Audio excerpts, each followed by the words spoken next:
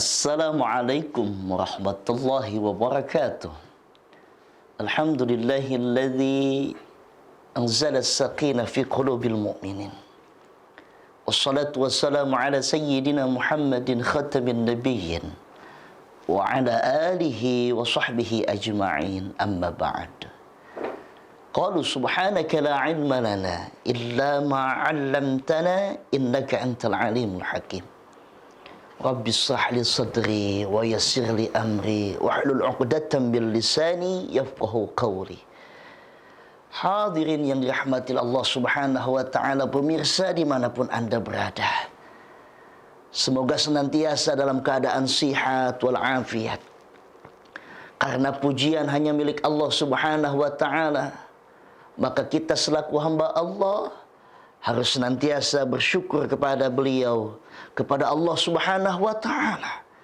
Harus senantiasa menyodorkan daripada rasa kita yang telah Allah berikan amanah kepada kita semuanya, yang telah Allah berikan kenikmatan kepada kita semuanya. Maka tentunya kita ini harus senantiasa berterima kasih kepada Allah Subhanahu wa ta'ala dengan mengucapkan alhamdulillahi rabbil alamin. Salawat serta salam kepada junjungan alam Nabi yang mulia, Nabi yang senantiasa sayang kepada umatnya, Nabi yang senantiasa membela umatnya, Nabi yang senantiasa mencintai, merindukan kepada umatnya. Siapa lagi kalau bukan Nabi kita yang mulia Maulana Muhammad sallallahu alaihi wasallam, pada keluarganya, sahabatnya, tabi'in, atba'ut tabi'innya, dan kepada kita selaku umatnya yang mengharapkan syafaat, yang mudah-mudahan kelak kita semua mendapatkannya. Amin ya Allah ya Rabbal Alamin. Pemirsa yang dirahmati Allah Subhanahu wa taala, bagaimana kabarnya? Mudah-mudahan senantiasa dalam keadaan sehat wal afiat. Sehat, mata kita masih bisa melihat, mulut kita masih bisa berbicara, telinga kita masih bisa mendengar, tangan kita masih bisa digerakkan, hati kita masih bisa merasakan, kaki kita masih bisa melangkah. Itu sehat zahir.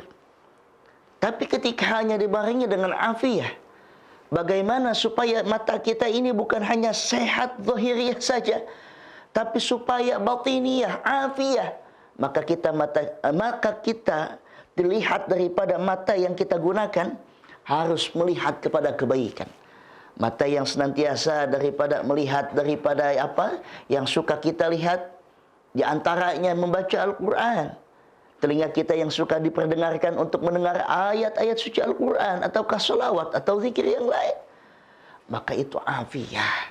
Maka sehat wal afiyah. Maka tentunya tema kita pada kali ini yaitu tentang penerang di alam kubur.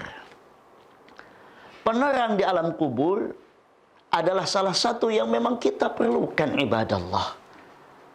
Ketika hanya kita dalam keadaan gelap gulita, dimanapun, baik di rumah, atau di perkantoran, ataukah di tempat pekerjaan kita, ataukah dimanapun, tentunya yang namanya gelap, kita nggak bakalan enak. Susah untuk melihat apapun yang memang kita lagi menuju sesuatu hal apapun itu, barang ataupun yang lainnya. Tentu harus ada penerang dalam suatu bangunan, meskipun di dalamnya itu banyak hal-hal yang mewah, meskipun di dalamnya catnya begitu sangat indah, ya begitu kemerlap, begitu sangat indah, tapi kalau tak ada penerangan, tapi kalau nggak ada pencahayaan, kita terasa risih, ibadallah. Kita hidup di dunia melihat ada yang namanya matahari, ada yang namanya bulan di malam hari, adanya yang namanya bintang di malam hari. Tapi itu kita bisa lihat di dunia karena mata kita masih normal, ibadallah. Tentunya kita perlu yang namanya pencahayaan. Ketika manusia oleh Allah Subhanahu wa taala dicabut nyawanya, lalu dia masuk ke dalam kuburannya yang meterannya, tingginya, dalamnya itu tak lebar, ibadallah. Akan tetapi ketika hanya menumpuk daripada tanah-tanah, terlihat gelap. Tapi Allah Subhanahu wa taala menyiapkan bagi orang-orang yang beriman, di mana mereka itu akan diberikan cahaya oleh Allah Subhanahu wa taala, yang mereka akan mendapatkan penerangan nur ilahiyah. Mereka akan senantiasa melihat bagaimana indahnya ketika dia berbuat amal kebaikan ketika ada di dalam dunia, lalu dia masuk ke dalam kuburannya. Pertanyaannya, apa saja yang menjadikan sebuah cahaya atau penerangan di alam kubur? Yang pertama adalah salat. Salat akan menjadikan seseorang bisa menjadi bahagia. Bahkan kuburannya menjadi luas, kuburannya terang benderang, kuburannya terasa nikmat, nyaman, damai, tentram, indah. Karena dia ketika ada di dunia mengerjakan daripada ibadah yang diperintahkan oleh Allah Subhanahu wa taala, yaitu salat.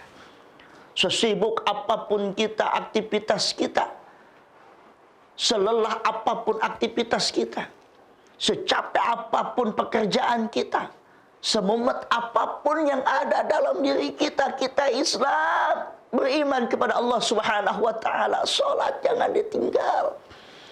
Sebab dalam salat akan menjadikan hidup kita bahagia, terlebih-lebih nanti di dalam kubur, di akhirat, Allah Subhanahu wa taala akan memberikan kenyamanan, ketentraman, kedamaian, kebahagiaan, kesenangan bagi kita yang melakukan daripada salat.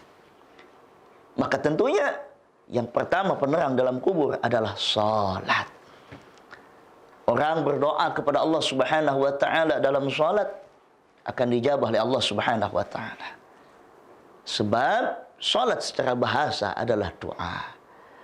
Orang yang berdoa kepada Allah Subhanahu wa taala maka menyesuaikan siapa dirinya, mau kemana dirinya, dan akan kembali kepada siapa dirinya. Maka tentulah orang yang masih sujud kepada Allah Subhanahu wa taala berarti mengakui dirinya sebagai hamba Allah Subhanahu wa taala. Insyaallah kita akan lanjutkan tema kita kali ini. Jangan kemana-mana, tetap di Lentera Islam, mengkaji Islam untuk kehidupan yang lebih sempurna.